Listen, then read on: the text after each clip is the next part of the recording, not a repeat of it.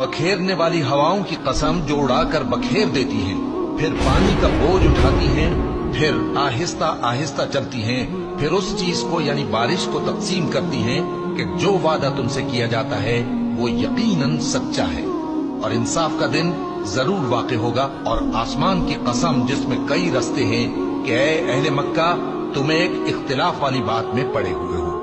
उससे यानी अकीदा या आखिरत से वही फिरता है जो अल्लाह की तरफ से फेरा जाए। अटकल दौड़ाने वाले हलाक हों जो बेखबरी में भूले हुए हैं। पूछते हैं कि जजा का दिन कब होगा। वो दिन होगा जब उनको आग में अजाब दिया जाएगा। अब अपनी शरारत का मजा चखो, ये वही है जिसके लिए तुम जल्दी मचाया करते थे। बेशक परहेजगार बहिश्तों और चश्मों में होंगे और जो जो नेमतें उनका परवरदिगार उन्हें देता होगा उन्हें ले रहे होंगे।